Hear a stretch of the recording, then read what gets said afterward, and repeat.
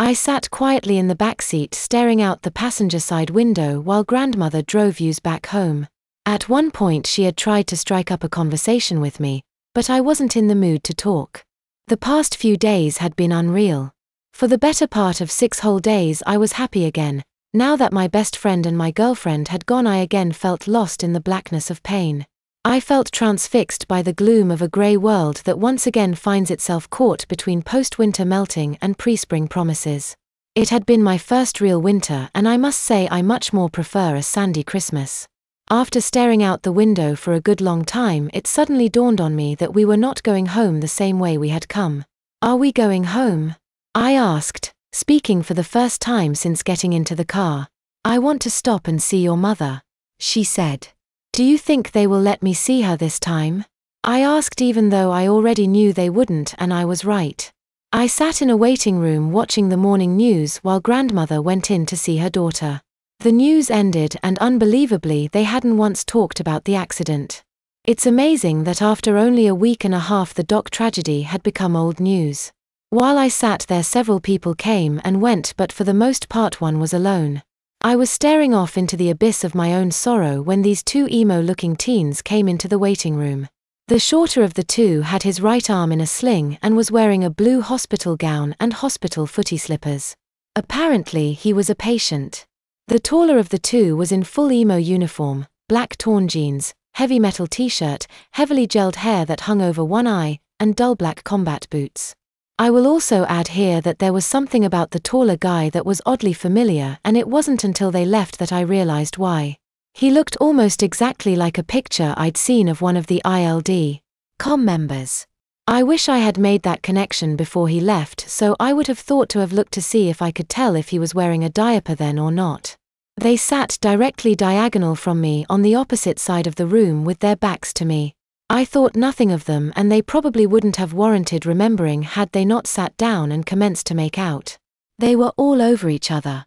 We were the only 3 in the waiting room while this was going on, and I wondered if they knew I was there at all. They stopped trying to devour one another's face long enough to check their surroundings before the taller guy dove down into the shorter one's lap. From my vantage point, it was perfectly clear that he was giving his injured friend a blowjob. The one still sitting up kept looking around and even made eye contact with me twice. Both times he smiled and winked at me. For some reason I couldn't keep my eyes off the 2 of them either. It wasn't long before the guy getting sucked off blew his load into the other's mouth. I knew this had happened because he'd thrown his head back and groaned. They were just finishing up when I saw a lady walking toward the waiting room. I loudly cleared my throat. They suddenly sat up straight and acted innocent. The lady did come in, picked up a magazine and sat several seats away from me. The 2 emo guys looked back to me and both gave me a silent nod of thanks for the warning. I smiled and blushed back. A minute later they got up and left, but not before the taller guy, the one who had been doing the sucking, gave me a wave and a wink and then mouthed, "Thank you." I nodded back and gave him the universal sign of a single thumb up and mouthed, "Anytime," which earned me a wide smile. I wasn't interested in what was on the television but sat staring at it and thinking about those 2. That is when I realized who that taller teen reminded me of. I actually got up and walked out of the waiting room for a moment to see if they were still around, but I couldn't see them at all. I went back to my same seat, leaned my head back and stared at the ceiling tiles. I wasn't really thinking about anything when the strangest thought popped into my head. I don't know where it came from or why it was suddenly in my head, but nonetheless, there it was. Like I said, the thought was strange. It had occurred to me that when someone tries to kill themselves they always leave a note. I believe it is known as a suicide note. But Mom didn't leave one, at least not one that I knew about. Perhaps one of my grandparents found the note and either hid it or threw it away so that I wouldn't see it. Then again, maybe Mom never cared enough to write a letter or even a short note for me. I forced myself not to think about it anymore. A young man, 18 or 19 maybe, walked into the waiting area with a small child who was frantically trying to free herself from the confines of a thick yellow sweater. "Willie, help me," came the sweetest sounding little girl's voice from somewhere within the sweater. Her head finally emerged from the confines of the knitted apparel. She had the biggest, roundest cheeks I'd ever seen on a little girl. I'd say she was no more than 5. As her head came free from the sweater, long curly brown locks of hair fell about her shoulders. Her smiling green eyes landed on me and she raced over, put both hands on my knees and pulled herself up onto my lap. "Lucy," the young man charged after her and pulled her from my lap. "Sorry about that," he told me. "That's okay," I said. He sat her on the floor in front of a small children's play table and pulled a coloring book out of a canvas shoulder bag. He gave her a small box of crayons and she started coloring right away. "Want to color with me?" she asked after a few minutes. "Huh," I grunted while looking to the young man who was lost in some sports news wrap-up show on the television. I slid out of my seat and sat myself across from the little girl. "What's your name?" she asked. "Alvin. My daddy got's a boo-boo in his head," she told me while coloring a dog green. For a small child, she was doing quite well with staying inside the lines. "My mommy is here too," I told her as I picked up a blue crayon and started coloring a balloon that the dog was holding. "I got this many dollies." She held up 7 fingers. "I had this many," she put down 1 finger, "but now I got this many." The 7th finger rose again. "How many dollies you gots?" she asked. I chuckled. "I don't have any dollies." "You want to play with one of my dollies?" she asked, and before I could say no she was up and pulling at the canvas bag. "Willie, I need my dolly," she whined. Willie's attention was pulled away from the TV for a moment while he reached into the bag and pulled out a naked Barbie doll. Lucy handed the doll to me and said, "You can play with it but you can't keep it." "Thank you," I said as I pretended to hug it. "How come she doesn't have any clothes on?" I asked. Lucy shrugged and went back to coloring. I held the doll to my chest with one hand like I was holding a baby and Lucy smiled her approval. We continued coloring until my grandmother came back to get me. When grandmother came out she was smiling, but when she saw me with the doll she almost broke out laughing. I narrowed my eyes at her warningly, which only seemed to make her want to laugh all the more. As it was, she had to cover her mouth with a lacy hanky to hide her smile. I handed the doll back to Lucy and said, "I have to go now." "Okay," Lucy said while still coloring. Grandmother had made her way over to where I was sitting with Lucy and said, "The doctor said your mother will be able to coming home tomorrow." She seemed upset that I hadn't got excited over that bit of news. "Thank you for letting me color with you," I told Lucy. She waved with those big round cheeks of hers. "Bye, Alwyn." "Goodbye, Lucy," I said as I pulled on my coat and walked out with grandmother. Once we were home I went to my room where grandmother had followed me in, changed me and then left me alone for the rest of the day. However, before she walked out she said, "I think I enjoyed it better when the house was filled with your friends' laughter." I nodded my agreement. And sounding as though her mind had drifted off to some long ago period, she added, "It has been far too long since this house has been filled with the laughter of children. I hadn't even gone down to eat lunch and no one bothered to come get me either, so when I thought it must be about dinner time I was more than a little ravenous." I was starting to think about heading downstairs when I heard a sound behind me. I had been sitting on the floor reading a surfing magazine and spun around on my diapered but to see who or what had made the noise. Standing there framed by the open doorway was grandfather. "I see your friends have gone home," he said in a low, dry tone. I didn't respond, not even a nod. And then as if Mom had only been away on vacation he added, "Your mother shall be returning tomorrow." Again I did not respond. After a moment of silence he asked, "I take it you are still mad at me?" I didn't even blink.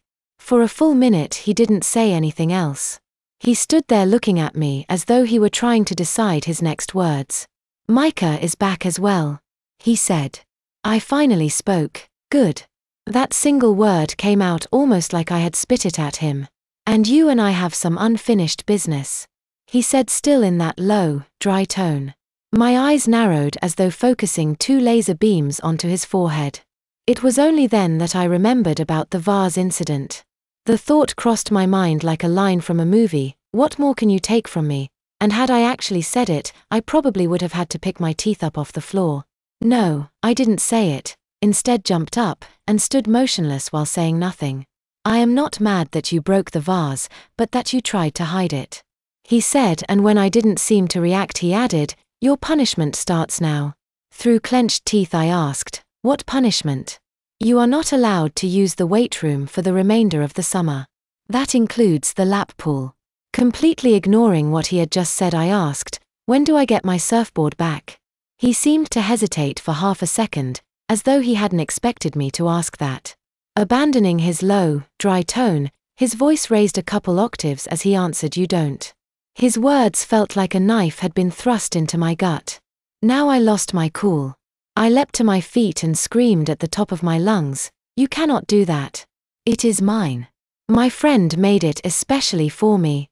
Young man, you had best get control of that temper. Grandfather said in his same cold tone.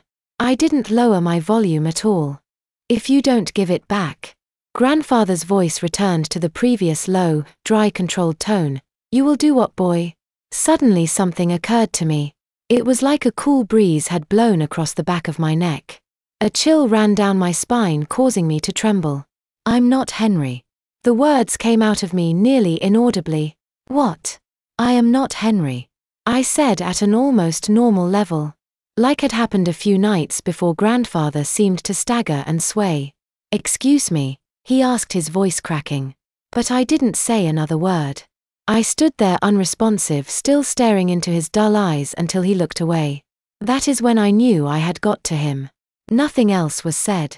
Grandfather turned and walked back out of my room and wasn't seen the rest of the night. However, that wasn't the end of it. Feeling high as a kite for having stood up to my grandfather, I made my way downstairs to the dining room, but found that it was dark and the table hadn't been set. I didn't really know the exact time, so I decided that I'd go to the kitchen and see Micah. Maybe if I gave her my puppy dog eyes, she would make me something to eat. Sure enough, Micah was there, and boy was she happy to see me. Micah, you are crushing me. I struggled for breath as she tried to hug me to death. Ooh, Micah missed Alvin so much, she said, and still hugging the stuffing out of me, she began to shake me back and forth like a rag doll. Micah, I can't breathe. I wheezed. Finally she released me from her bear hug. Hey, how come you haven't made dinner yet? I panted. She gave me a funny look. What?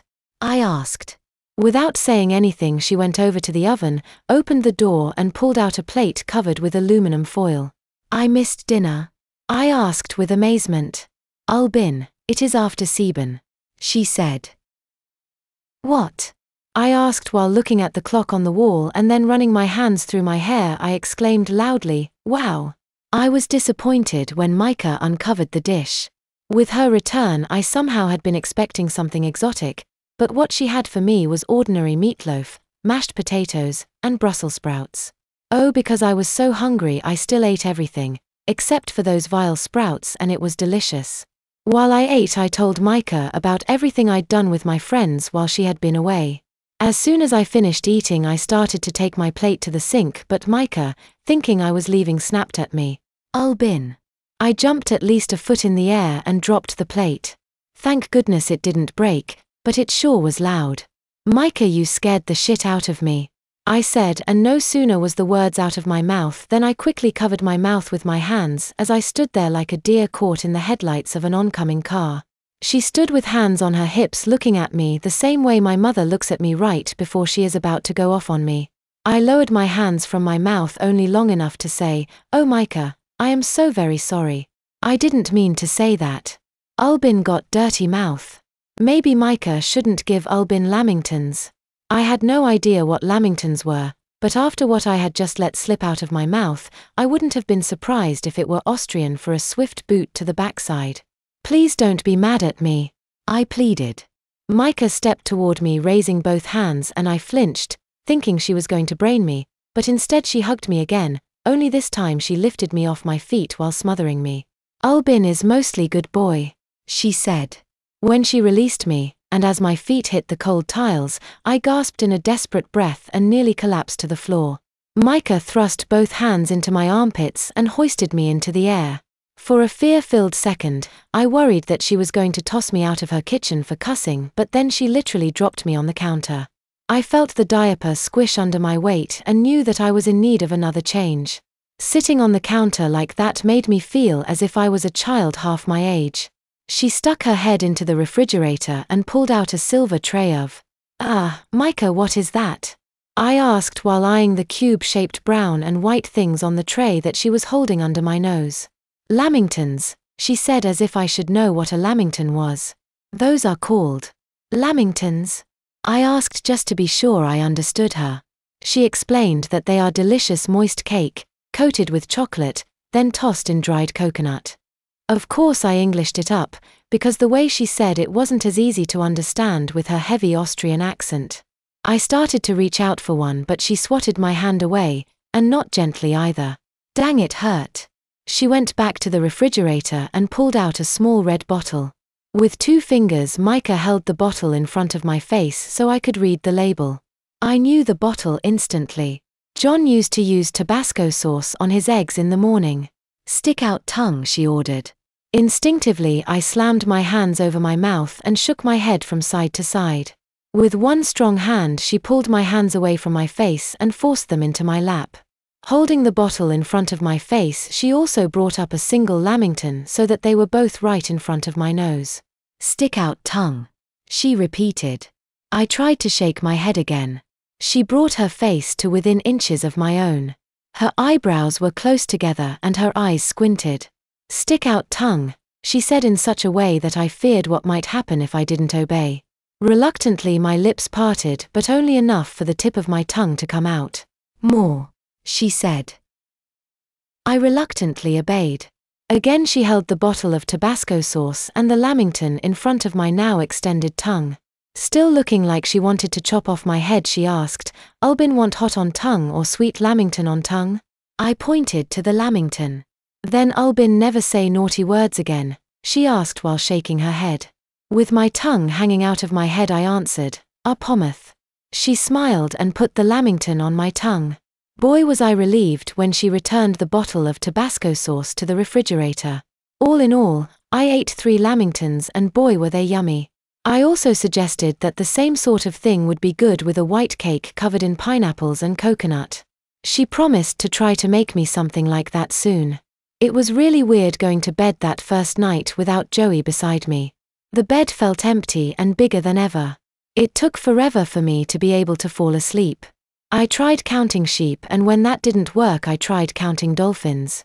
After a while I gave up on sleep and went to the bathroom to splash my face with warm water.